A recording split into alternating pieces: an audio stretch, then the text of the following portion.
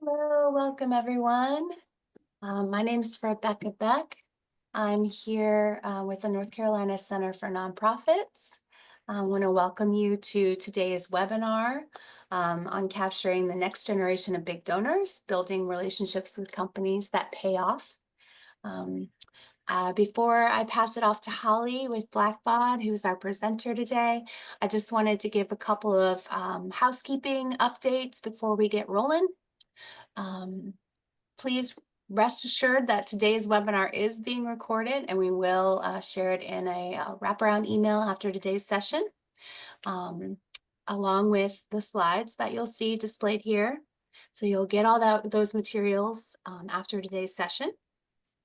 Feel free also to use the chat box for any questions you may have. I think we're going to stop at a few points throughout to answer any burning questions that we have, and we hope to have time at the end to answer any questions that you may have at the conclusion of today's session.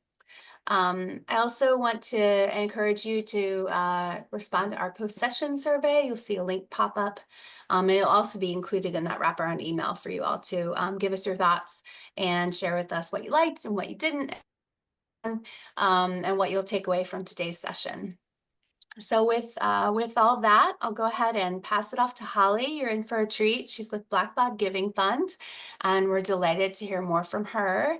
And it's great to have you all here. Thanks so much. And a quick plug, special welcome to all of our members of the center. If you're not a member, I encourage you to look up our member benefits on our website. Reach out to us at membership@ncnonprofits.org if you're curious about membership. It's a great way to be plugged into this network and this really powerful and impactful group of nonprofits. Our sector is made stronger by our members, and so we're grateful to have you all here today. So with that, I'll turn it off to you. Thanks so much, Great. Holly. Thank you, Rebecca. And so I'd like to take a moment just to thank Rebecca and the North Carolina Center for Nonprofits for giving me this opportunity. I really appreciate the chance to share some thoughts with you on the topic today, capturing the next generation of big donors. And I'd like to thank each of you for taking time out of your busy schedules to participate in this session. I hope that I'm able to provide some insights and value to the work that you do every day. As Rebecca mentioned, I currently serve as the operations director for the Blackbaud Giving Fund, which is a donor-advised fund that works with two workplace giving platforms that are run by Blackbaud, CSR Connect and Grants Connect, as well as their crowdfunding platform, Just Giving.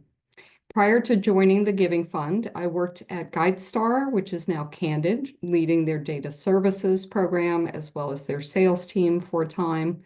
And before that, I worked with Fidelity Charitable in a program management role focused on high net worth donors, as well as a large initiative focused on enhancing the nonprofit database that's the engine behind Fidelity's giving platform. At the suggestion of Rebecca and her team, which I really loved, I'd like to take a moment to introduce myself visually.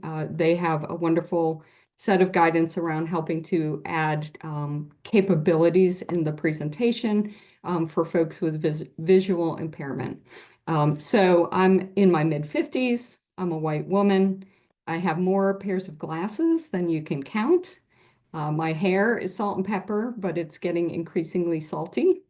I'd also share that I am a New England transplant. I've been down here in North Carolina with my husband since the late 90s with several cats. So with that done, I'd like to dive into the topic at hand for the morning.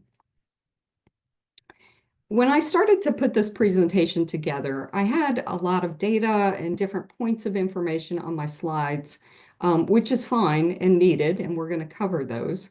But the information can feel pretty abstract. And so I wanted to bring this down to the person level so that hopefully the information feels more relatable to you. So I'm going to share 3 profiles, people, names changed, pictures from stock photos, but real examples of what I'm talking about when I say who the next generation of big donors are. Let's start with Karen. Karen is a CPA and a director of finance at an insurance company that has roughly $50 million in annual revenue. Karen has the opportunity through her company to volunteer using her accounting skills with a small nonprofit, and that feels like a very deeply meaningful activity for her and a way to use some of her professional skills differently. And then there's Gary. Gary works at a fully remote technology company, and he's been working from home since COVID.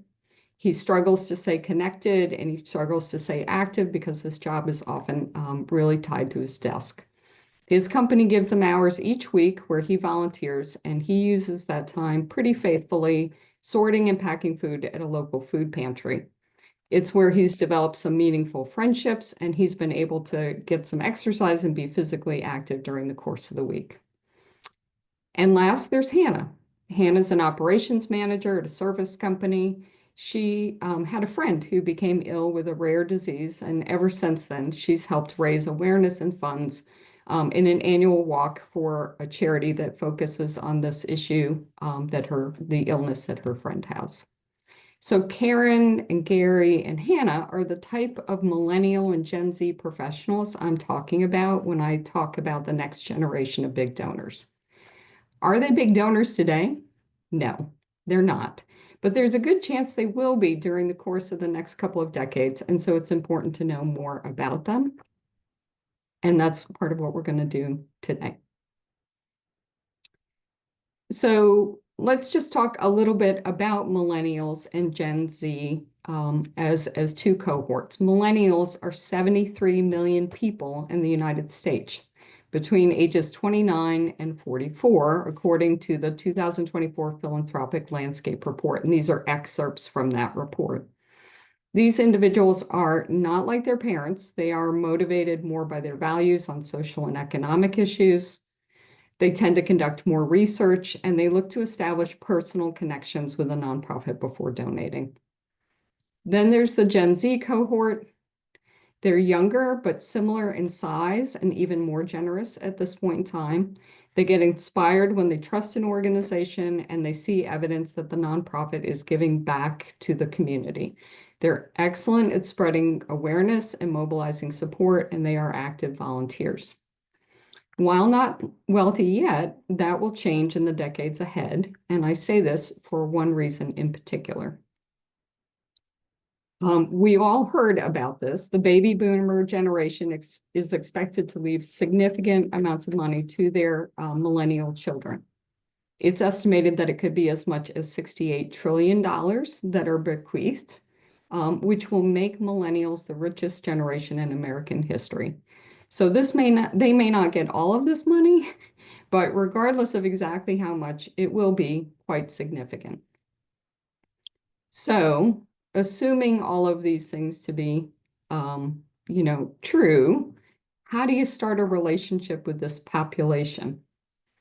I would argue one of the best ways to connect with this population is through their company's corporate social responsibility programs, CSR programs.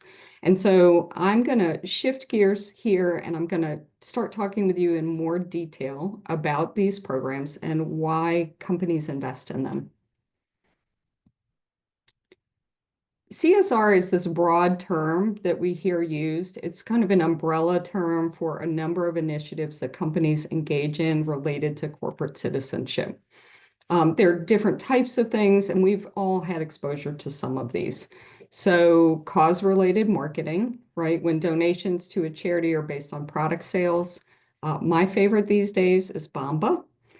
You buy a pair of Bamba socks, and they donate a pair of Bamba socks to a charity that is supporting people with clothing insecurity and homelessness issues. So that's one example. Socially responsible practices. My favorite these days, if you think about it, is cage-free eggs, right? So you're going to pay more for the product, but you know that the product was created in an ethically responsible way.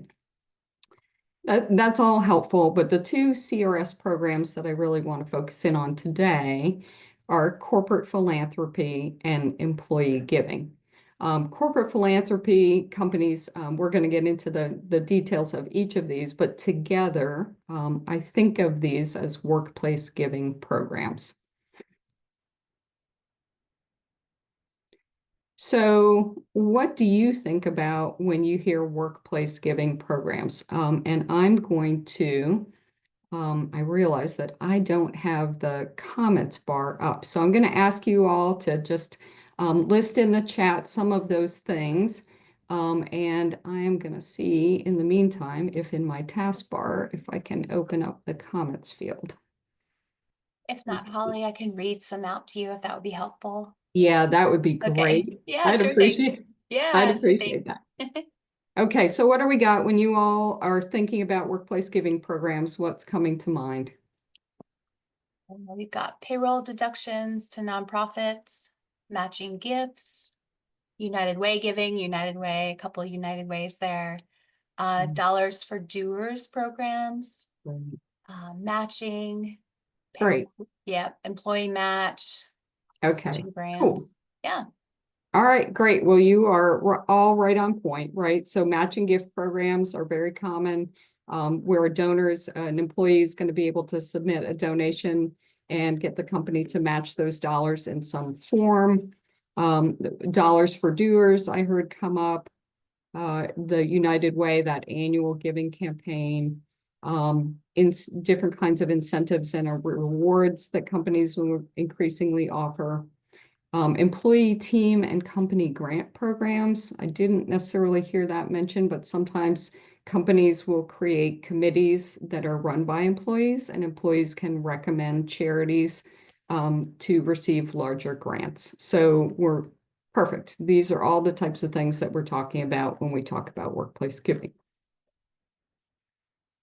So next, I'd like to hear from you all why you think companies are invested in these programs, because it's really important for us to understand what the motives here are so that we can connect well when we're thinking about these programs. So please share your thoughts, and I have, I think, found the notes, which is great.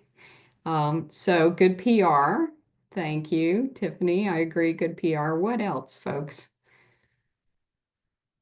It's not, it's funny, but it's not. Team building and morale. Yes. Supporting local business, local. Inspire philanthropy. Okay.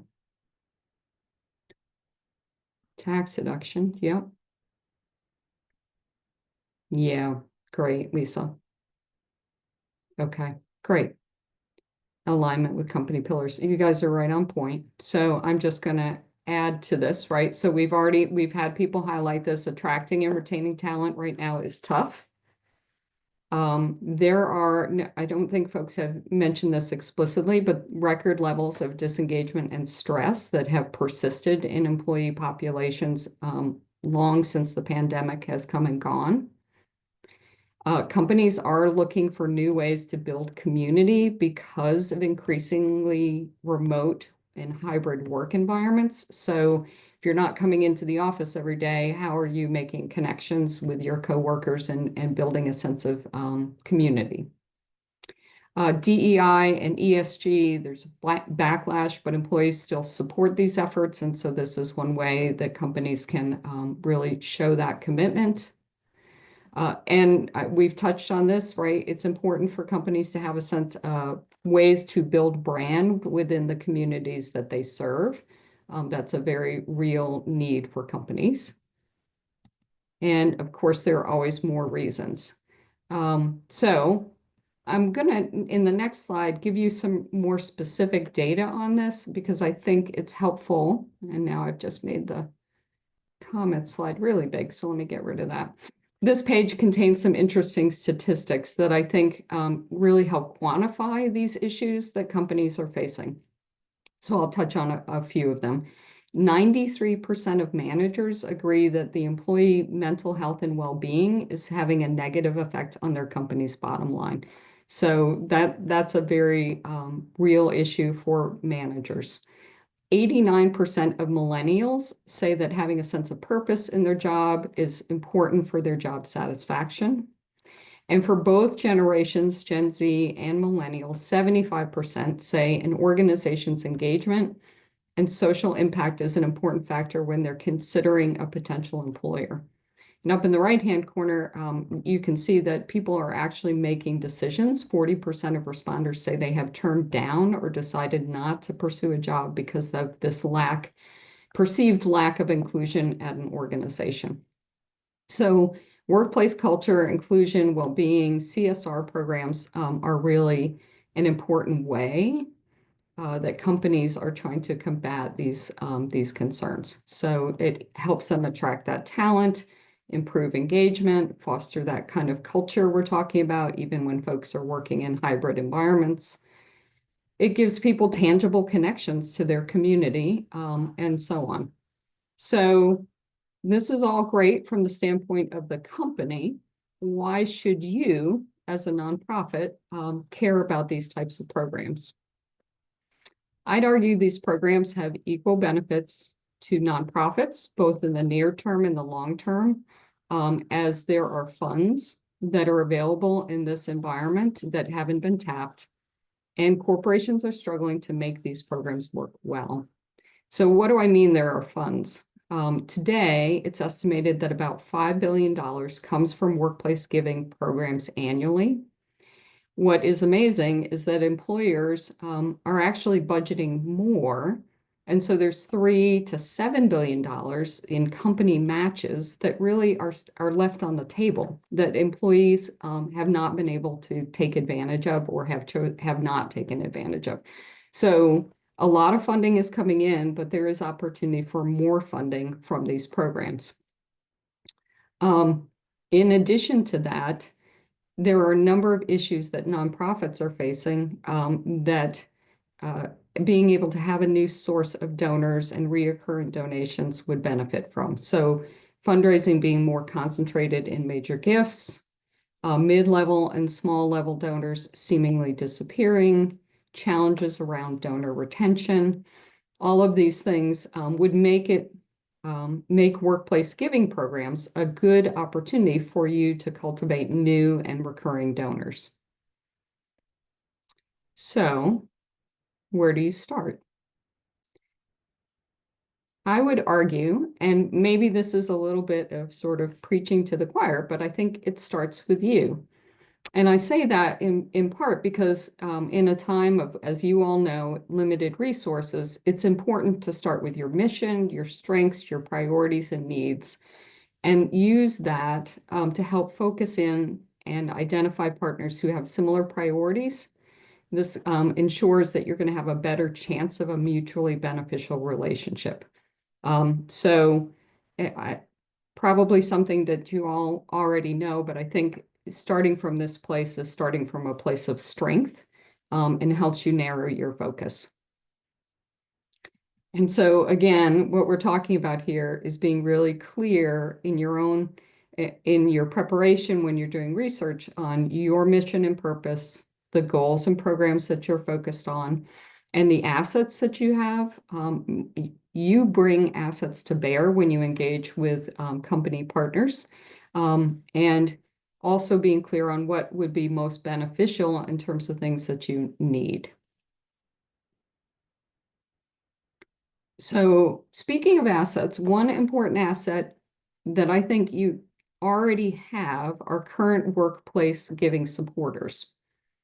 Unfortunately, this is something that we found time and time again, is that nonprofits don't understand who their workplace giving supporters actually are. And understanding the role of a donor advised fund in workplace giving and how to know when you are getting those funds from a workplace DAF is a critical step in closing that gap of understanding. So I'm going to spend some time, and this may feel like a little bit of a pivot, but I'm going to spend some time talking about what a DAF is. And actually, one of the things I'd like to do is engage you in that conversation as well. So let's talk a little bit about DAFs.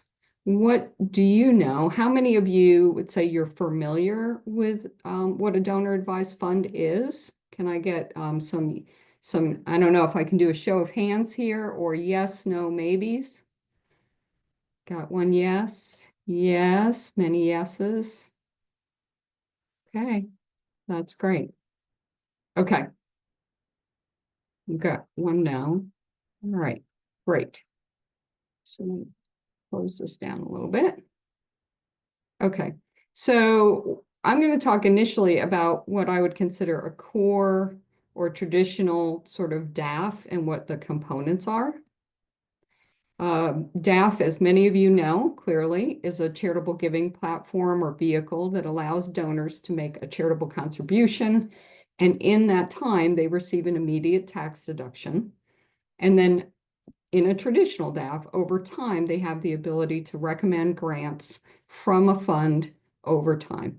So each of the pieces, right? They make a contribution. It can be cash, securities, other assets. And when they do that, that is then a immediate charitable contribution to that sponsoring organization or DAF. That donor gets that tax deduction from the DAF. In a traditional DAF, there's often also an investment opportunity. And so that's where the donated assets can be invested and can grow tax-free until the time that that donor advisor would like to advise the grant. And then they make a grant recommendation. They can do it in small chunks and big chunks over long periods of time. So this is a pretty flexible and simple way for managing charitable donations and is become a very popular option for philanthropists, kind of an alternative to private foundations. So what do DAFs have to do with workplace giving? To my mind, what most people think about when they think about DAFs these days, and when they think about organizations that sort of are emblematic of DAFs, there are three categories. So national DAFs, these are things like Fidelity, Schwab, Vanguard. They're really large platforms and they're focused on streamlining capabilities for philanthropists. Then there are community foundations, and this is where DAFs first took hold, more focused on local causes and providing donors with those kinds of insights about their community that would help them in making really good strategic gifts and donations over time. Lastly, in that sort of traditional category are religiously affiliated DAFs. And so similar to community foundations, they have a focus, except in this case, their focus is more on faith-based initiatives. But what I think most people don't know is that there are workplace DAFs. Blackbaud Giving Fund is an example of that. And they are often the workhorse, if you will, behind most of the workplace giving platforms and many of the crowdfunding platforms. So I want to take some time and dive into this a little bit because I think this is the place where sometimes nonprofits, they don't recognize the signal or the cue that they're being supported from a workplace giving platform. I'm going to give you an example here to help kind of bring this to life. So when an employee or a group of employees in a company submit a grant recommendation to your charity through a workplace giving platform, the DAF associated with that platform does the due diligence and then ultimately facilitates the gift or the grant. In most cases, that grant is coming in the form of a check to start. And one thing that will be common across all DAFs is that the check will at the top, and this is on the right-hand side is sort of an image of a check that you might get. This is the Blackbaud Giving Fund's example. And so at the top, there's a statement of grant terms. And those are the terms and conditions that if the charity cashes the check, that the DAF is asking that nonprofit or to affirm that they're adhering to. That will be pretty common across most DAF checks. But what you would see, secondly, in a traditional DAF, in the letter, it would often list who the donor is. But in a workplace giving platform, this type of gift, the donor is not going to be listed. So you are seeing, oh, I've gotten a check from the Blackbaud Giving Fund, and where that heading 2 is, or that red number 2 is often the kind of description that's going to show up for a workplace giving deaf, which is you need to go to a platform and register to get the donor details. And this is because workplace giving DAFs are bundling donations, often multiple donations together, to be as efficient as possible in distributing the funds. So the letters will provide this guidance on where you can go to access the donor details. And if you don't take time to register, then you won't get access to the information to know exactly who is supporting you. And we get a lot of calls about this. We get a lot of calls from nonprofits who said, okay, we've got this check from you. Why? Who are you? What is this about? So taking the time to understand when these types of checks are coming in and registering to get these donor details is important to know who's supporting you. NPO Connect is one example of the type of nonprofit portal that is attached to these workplace giving programs. The details about grants coming from employees and employers using Blackbaud's products, CSR Connect, Grants Connect, are available to nonprofits here. In addition to the donor details, different sites have different things. In this case, for NPO Connect, in addition to seeing the donations, either the recent ones or the pending ones, you can register for and manage how you get your funds. So you can add ACH payment information. You can add information about your charity in a charity profile, which becomes visible to donors. So if you want to put your logo there, your mission statement, you can put volunteer opportunities up there. If someone is volunteering with you, you can, and they submit those for reimburse for additional dollars for the charity, you can verify those hours online. And one thing that comes up that people don't often understand are affirmations. So some companies will require nonprofits to affirm certain practices before they'll match an employee's gift. And so that's another thing that you can do on this type of platform. I will say, and I think you all know this, right? There is overhead attached to taking time to sign up for this and other similar portals out there. And so there's a trade-off. Do you wait until you get a check and then you create the account and do the kinds of things we're talking about? Or do you proactively create an account, add some additional information about your charity, list your volunteer opportunities in hopes of attracting more donors to your organization? I don't think there's a right or a wrong answer to that, but I think it's important to know that you make that decision intentionally and that you have some kind of screening process in your intake of donations to know when these types of checks are coming in. So I'm going to pause here in the spirit of what we said we would do and see if there are any questions. I see Sarah King. Yes, we've registered to get, they often only include the name and no other. Okay. Yep. So I think that is part of the reality is that donors can choose what pieces of information they want to release to the charity. So that is something we do hear from time to time. Yep. Any other sort of questions or comments before I move us on? I'll just interject real quick, Holly, that even having a name of a donor, if you don't have additional information, is really helpful for you to track. You should be noting who that person is so that when, should they come to you, say they registered to attend an event, they purchased something online from you, whatever sort of means they have of interacting with you, that Yeah. you sort of have a history of them and their activity with you and their engagement with you will Yeah. be really helpful going forward. So while you may not get the information that you want right away, it's Yeah. still having a name it can be really valuable for a history of that engagement with you. Yeah. And this is an issue that I think must come up pretty broadly for fundraising. Like somebody signs in with a personal email address in one place and a professional email and address in another place, and they sign up for a walk somewhere. So I think the name matters. I also think there's great intelligence associated with what company that employee works for, which is also in there. So even if you don't have more detailed contact information, you can go out to LinkedIn, you can look at the company information and make a little bit more of a connection that way. And it's also a way for you to begin looking at what companies are supporting you in some way, or shape, or form today. Let me see here. We've got, will there be opportunity? Yes, there will be opportunities. Yep, you got it. Okay, so let's talk about that company piece as a next step here. So let's assume, let's see if I can get this to click forward.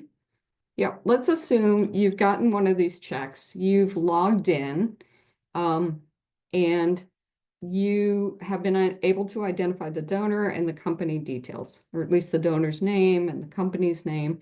Now, what are you going to do? So I'm going to show you a few simple techniques that I think you can use to jumpstart your research on these companies and potential other additional companies that may align with your mission. So I'm going to shift here a little bit from the donor to the company to give you a sense of how you might cultivate that relationship and grow additional donors. So I know we all hear a lot about AI these days, and sometimes it feels a little bit nebulous as to what we can do with it.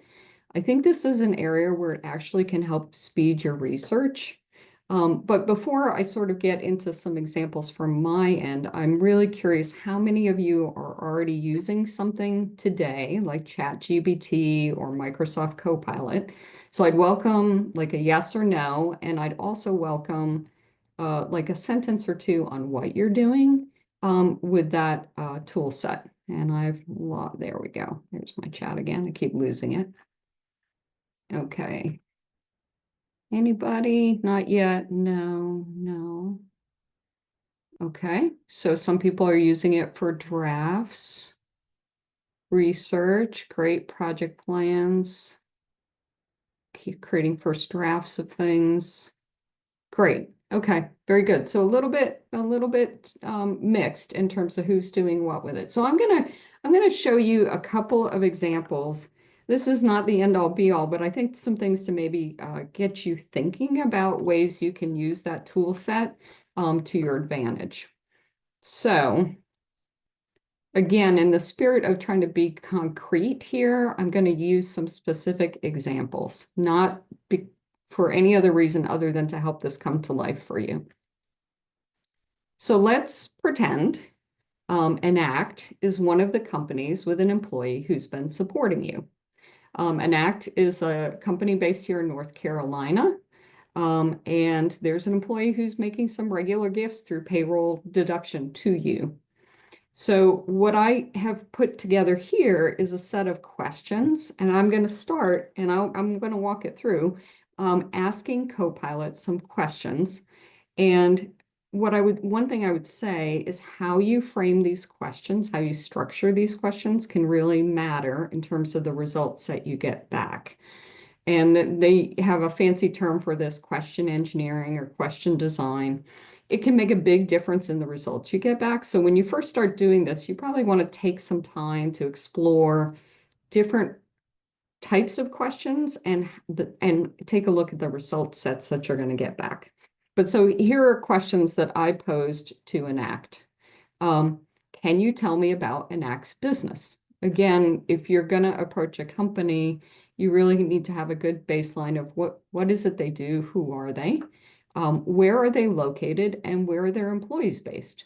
Just because you got a grant from Enact locally doesn't mean that the company itself is based here.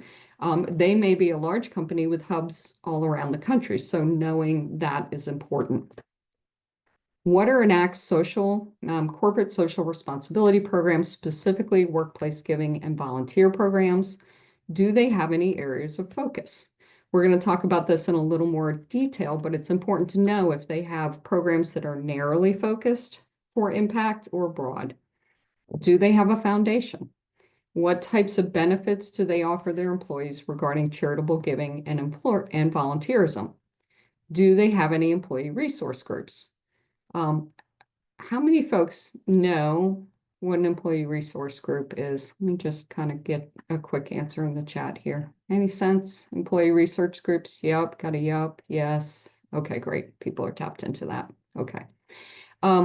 And then can you provide me with pertinent links to pages on their website regarding these programs? Can you provide me with a link to their latest environmental, social, and governance report? Can you give me press releases related to their CSR programs and grants? And can you provide me the best ways to contact someone at this company? Now, you can probably go digging around their website and find these things, but I'm going to show you in the next page the kind of jumpstart that you can get. And forgive me, I'm still trying to move things around on my screen a little bit. The kind of jumpstart that you can get by engaging something like ChatGPT or Copilot. So this is verbatim, scraped right out of the response set from Copilot. An overview of the business, information about the location and the employee base and how many employees they have, and then a list of the specific CSR programs that they have. And here, this is interesting, areas of focus. They have a focus on affordable housing, homelessness, closing the gap between home ownership and minority communities. This is going to be important. If you're an organization that is getting individual employee donations, that's great. But if you're going to try to take the relationship to another level and you're running an animal shelter, this organization might not be a great fit when it comes to applying for a corporate grant or getting some kind of, larger corporate commitment and involvement with your organization. But if you run a program that helps youth experiencing homelessness get back on their feet, this might be a really good opportunity to expand the relationship. There's a lot of additional information here on the right-hand side talking about employee resource groups. I mentioned them because, again, I think it's an opportunity to think about how you get in front of other employees at this company if they care about these kinds of issues for their population. So maybe you have the opportunity to come in and speak to a group. The ESG report is going to give you a ton of additional detail about what they're focused on, current initiatives, how they measure their impact. So when you think about approaching an organization, knowing how they measure and being able to speak to that in your work can be really valuable. The press release links can tell you more about what kinds of grants or organizations they've already been supporting. And then at the bottom, they provide some contact information. So, is this a specific person? No, but it does seem like a tailored email address, and it's a place to start. So, a word of caution here. It is AI. It's still a work in progress. I would still spend time going directly to the company's website, but I hope you would agree that this can give you a pretty good jumpstart in doing some research with the information that you had to start with. So again, once you've got some of that information, knowing how the company communicates about its programs, how the language that they use, specific program names, how they measure success, this can allow you to engage in a more sophisticated way. Outreach around the types of volunteer opportunities that might be a good match for this organization. I mentioned a moment ago, ERGs, that they're a great vehicle for getting the word out. So can you come and speak to them on the topic of homelessness for the population that you serve and how you address that particular problem? And then you may even learn in doing this research that there are employee giving committees where you can invite that current employee who's supporting you to submit a recommendation for a corporate grant to your organization. This is a picture of me. I gave $12,000 to a charity probably 4 or 5 years ago when I was working for another group. And it was an easy thing for me to do as an employee, and it helped me to feel like I was having an even bigger impact at the time. So all of this type of background information sets the stage for you to engage and explore in much more sophisticated ways. All right, so this is an example where you have the name of a company that you know that's already got somebody supporting you. What other companies might be out there? Again, I would go back to this idea of starting with you first. And here I'm going to use another real life example. Haven House, a member of Haven House had signed up for this session. And so I took the liberty of saying, well, let's work with this real example. And I asked Copilot to tell me about Haven House in Raleigh, what their program areas are and their focuses and program areas. And so Copilot comes back with a list of the things that they are doing. And once that information has come back from Copilot, it now can be fed back in as information, as input for some follow-up questions. So the next slide is the set of questions that I start to ask with that information in hand. So based on the primary focus areas for Haven House, what companies near them or in the state might have CSR, sorry, I've spelled this wrong, CSR programs that could help them accomplish their mission. It's not lost on me, the first set of organizations to come back are kind of the big players in the region that we all know. So you can continue to prompt Copilot or GPT chat. Are there other companies you would add to the list? You can kind of get it to dig a little deeper. Once you've gotten to a list that you're feeling pretty good about, then you can say, hey, for each of these companies, provide me with their, I've done it again, CSR website landing pages, as well as their environmental, social, and governance reports and press releases. So out on the right-hand side comes a list with some links. And so again, this is just a way to get you thinking about how you can use a tool like this to dig in and jumpstart your research to find the kind of corporate partners that will be a good match for the programs that you are running and looking for support for. So with that, I know somebody had asked a moment ago, are we going to have some time for general conversation? And the answer is yes. I was hoping we might do it in the form of 3 questions. First, I'm really curious what I've shared today that you might have found either surprising or a good takeaway for you. Then secondly, I'd really like to hear what else you would add to this conversation. There's a ton of expertise on this call, and I think we all can learn from each other. So if there are things that I didn't mention that have worked well for you, I'd love for us to touch on those here for a few minutes. And then at the end, if we have time, we can just talk about what else might be helpful to spend time on in the future. So I'm going to open back up the chat. So what of this, if anything, has been particularly helpful or a key takeaway for your organization and your work? Okay.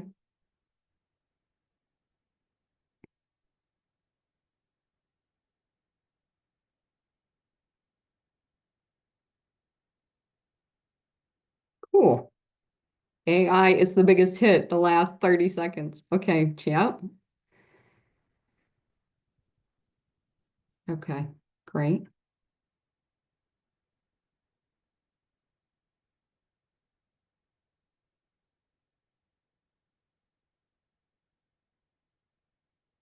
Okay.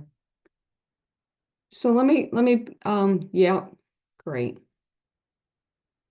Let me pivot us into the what would you add? I know there were a lot of things that I touched on that people seem pretty familiar with. So what would you have lifted up or what would you share with your peers in this moment about, techniques or tips around workplace giving and helping to make those connections?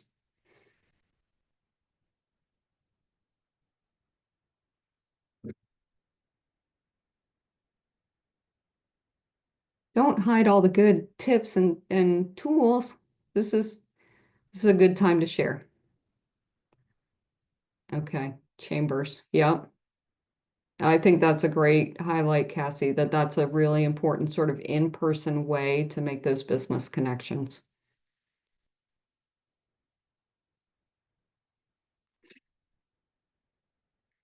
What about the volunteer programming? I've worked in different capacities over the years, and I know volunteer efforts don't necessarily fit for everyone. but, and that they can be a real lift. So,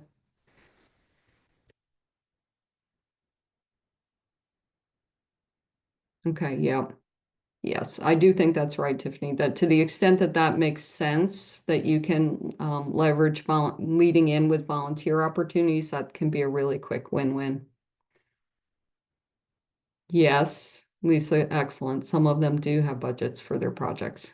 You're exactly right. And they can also muster a volunteer event with a group of people that care about a particular topic.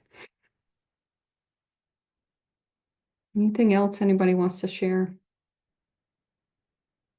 Are there places, let's pivot then. Are there any places that you would have wanted me to go deeper, or where you would have felt it would be more helpful to spend some more time? Okay. Thank you, Devana.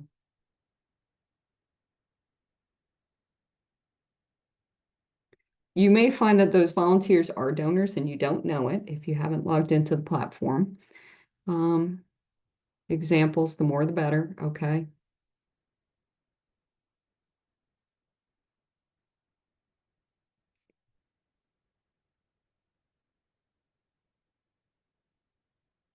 What's on appetite?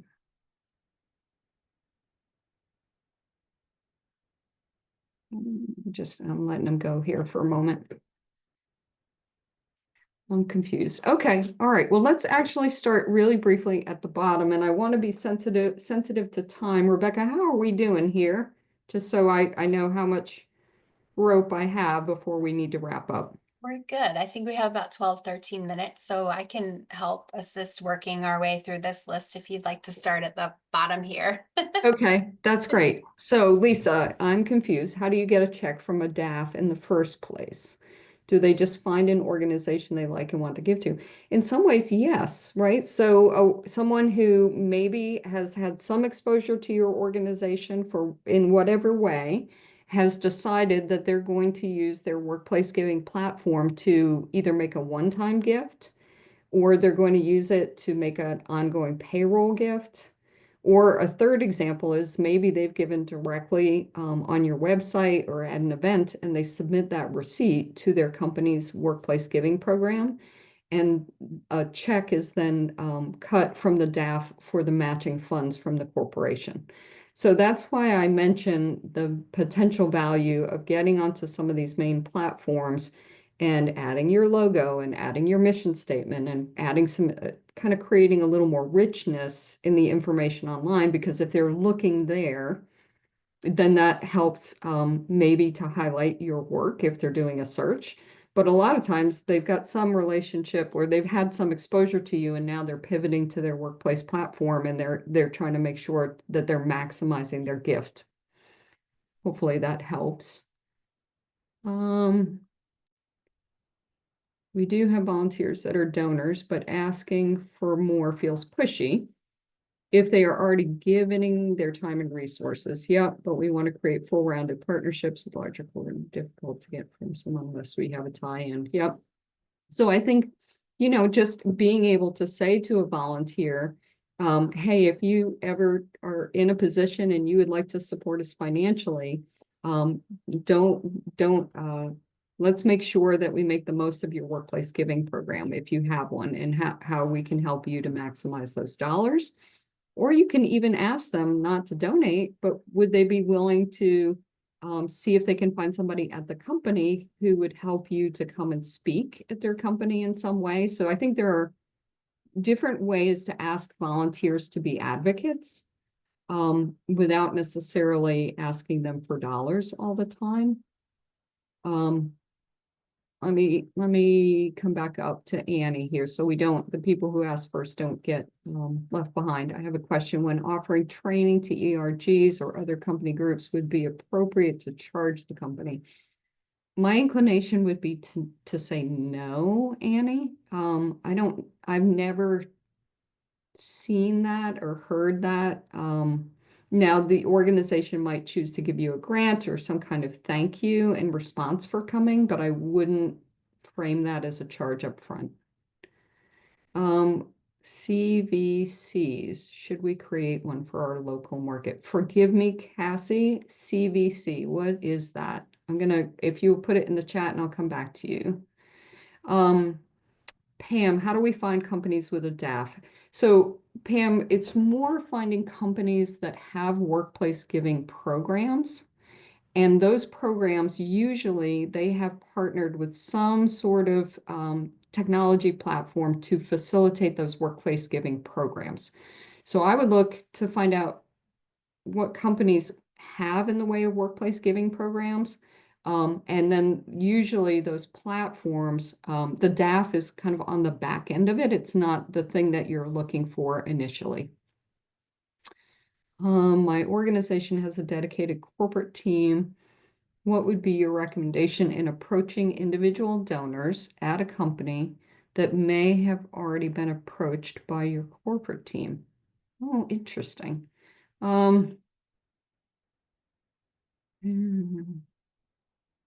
So if they've already been approached by the corporate team, are you saying, Tiffany, that maybe it wasn't successful or it didn't seem to hit the mark? I was just saying that, like, because we have a dedicated corporate team, they have a list of companies that they already work with, but they're just talking to the corporate side. They're not talking to those individuals that you mentioned in this Yeah. particular presentation. And I was just wondering if you have recommendations on like approaching that side of the company, Yeah. if you will. Yeah. So I would say that corporate team, it would be really great information for them to have to know how many employees of a given company are already supporting you. And even to potentially facilitate like a survey or some conversations around to gather some input from them around the best ways to approach their company for deeper partnerships. So if your corporate team doesn't know who those employees are, you're missing key advocates in that relationship with the company. Now, some of it also is knowing your donors, doing a little bit of research on who they are, what their position in the organization is, because I wouldn't say every person in a company is necessarily going to be the best advocate for you. So there is a little bit of an exercise in trying to learn more about their background, their role, position in the organization. But at a minimum, you should know, yeah, we got 10 volunteers that participated last month or every month, or that have been giving to us on a regular basis, because that shows the company there's a groundswell of support that would warrant more partnership with you as a charity. Okay, let me come back to, what am I missing, Rebecca or Sarah here? Casey got back about the CVC corporate volunteer councils. Oh, corporate volunteer council. Yeah, I think, okay, so thank you. So would love to get your thoughts on the appetite of CVCs. Should we create one for our local market? You know, I have to say I would need to know more about it to offer you good feedback or guidance. So happy to chat offline. I think I included an email address in the presentation. If I didn't, I am on LinkedIn and I'm happy to talk more offline.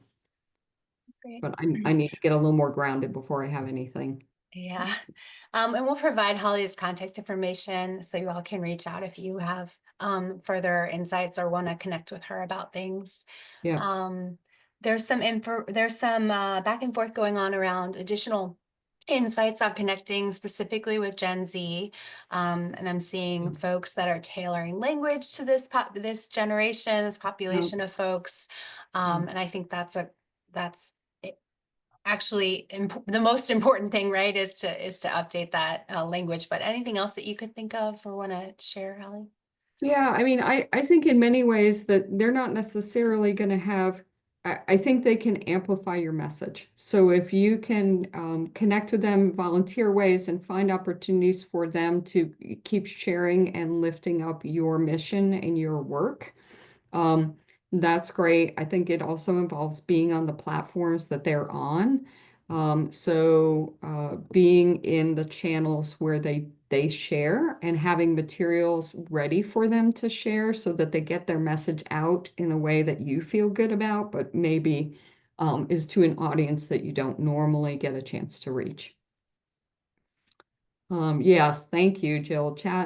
ChatGPT is also really helpful with tailoring language, and you can invite them, right? Maybe that's some feedback sessions that you can, again, people are looking to be involved in meaningful ways. So not busy work, but like, what would they recommend? What about the material that you have today would they say works? And what would be some things that they would encourage you to do differently? I think they're eager to play a role in your community and in your organization's success. So engaging them in that way shows respect and also a good two-way relationship. Well, Rebecca, I feel like unless there's anything else, we're maybe at a good stopping point. I think we're there's a couple of folks that have just been asking about, is there a list of platforms, staff platforms that they should sign up with, that sort of thing, in addition to Blackbaud, to further their chances of being sort of having their name in the hat? Yeah. It's a great question. I will try to pull together some of the more common ones out there. I know Benevity and Bonterra and Deeds and PayPal are names that come to mind for me of other platforms that are, involved in providing these kinds of services and have DAFs. So I would list those with some initial names, and it's a good opportunity to practice with some AI as well. But I'll see what I can do in terms of pulling together a little bit more of a list. Thank you. Thank you.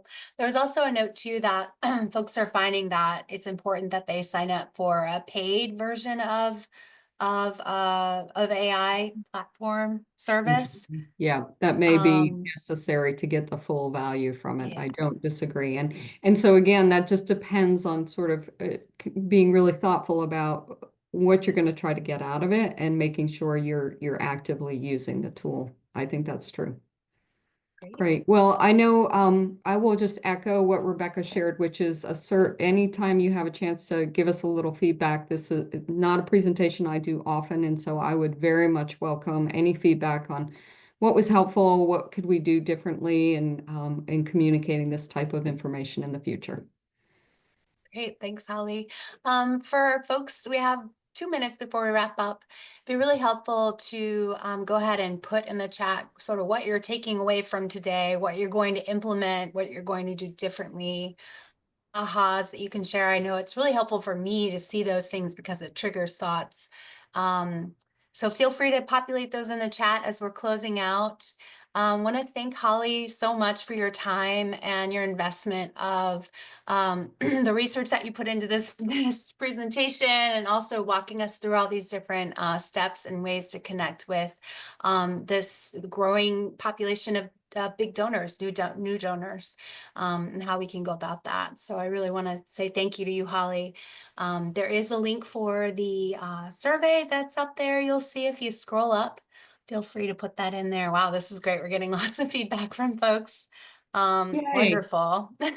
Yeah, making my day. Thank you all. That's great. Perfect. So thanks again, everyone. As we close, just want to mention that we will be sending out the recording to you all in addition to these slides and Holly's contact information. And James, if you scroll up a bit, you'll see the survey link there. I believe it came just after the thank you from Burke County United Way.